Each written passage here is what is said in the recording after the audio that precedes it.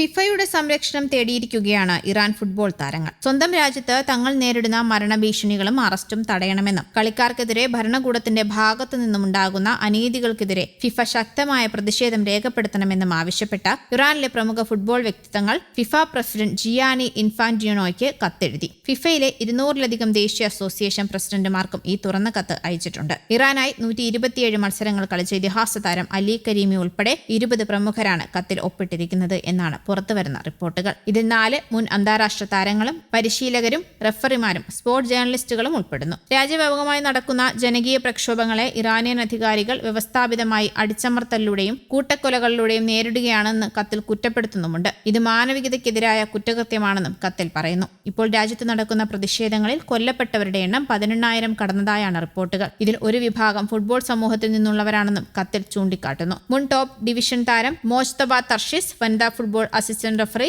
സബ Rashtian, youth coach Mehdi Lavasani, football താരങ്ങളായ Ami Hussain, Mohammad Zade, Ribin Moradi, beach soccer goalkeeper Mohammad Hajipour എന്നിവർ കൊല്ലപ്പെട്ടവരിൽ ഉൾപ്പെടുന്നു.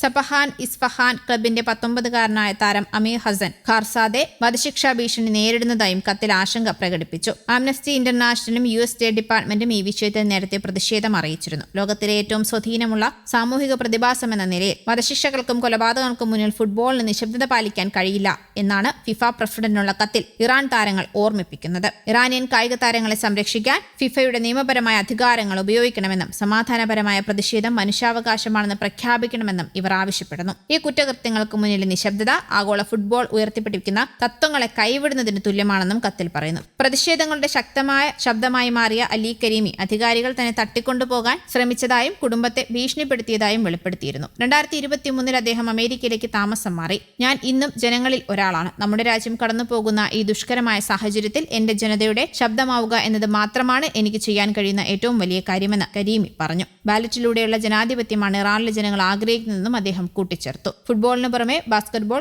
ഗുസ്തി തുടങ്ങിയ മേഖലകളിൽ നിന്നുള്ള 22 കായിക താരങ്ങളെങ്കിലും കൊല്ലപ്പെട്ടിട്ടുണ്ട്. ലോക classic body building champion Masoud Satparvar ഇവരിൽ ഒരാളാണ്. കടകളിലെ CCTV ദൃശ്യങ്ങൾ ഉപയോഗിച്ച് പ്രതിഷേധക്കാരെ അധികാരികൾ വേട്ടയാടുകയാണെന്നും റിപ്പോർട്ടുകളുണ്ട്. പ്രമുഖ താരങ്ങളെ ലക്ഷ്യം വെക്കുന്നതിലൂടെ സാധാരണ ജനങ്ങളിൽ ഭീതി പടർത്താനാണ് സർക്കാർ ശ്രമിക്കുന്നതെന്ന് പേര് വെളിപ്പെടുത്താത്ത ഒരു ഉറവിടം അന്താരാഷ്ട്ര മാധ്യമങ്ങളോട് വ്യക്തമാക്കി. US-ന് മുന്നറിയിപ്പായി കഴിഞ്ഞ ദിവസം ഇറാൻ രംഗത്തുമെത്തിയിരുന്നു. മധ്യ ടെഹ്റാനിലെ ഇൻകലാബ് ചത്തുരത്തിലുയർത്തിയ കൂറ്റൻ മ്യൂറൽ ബോർഡിലാണ് അമേരിക്കയ്ക്കുള്ള ഇറാന്റെ സന്ദേശം. അമേരിക്കൻ വിമാനവാഹിനി കപ്പലായ USS എബ്രഹാം ലിങ്കന്റെ മേൽ തകർന്നു കിടക്കുന്ന യുദ്ധവിമാനങ്ങളും ചോരപ്പാടുകളുമാണ് ചിത്രത്തിൽ. അതേസമയം മിസൈൽ പ്രതിരോധ സംവിധാനങ്ങളുള്ള കപ്പൽ ഇസ്രയേൽ തീരത്തേക്കും നീങ്ങിയിട്ടുണ്ടെന്നും റിപ്പോർട്ടിൽ പറയുന്നു. ടെഹ്റാൻ ലക്ഷ്യമാക്കി ധാരാളം കപ്പലുകൾ നീങ്ങുന്നുവെന്ന് US പ്രസിഡന്റ് ഡൊണാൾഡ് ട്രംപ് കഴിഞ്ഞ ദിവസം വ്യക്തമാക്കിയിരുന്നു. ഇറാനിൽ നടന്ന ഭരണകൂട വിരുദ്ധ പ്രക്ഷോഭത്തിന് പിന്നാലെയാണ് US ഇറാനെതിരെ നടപടികൾ കടുപ്പിച്ചത്.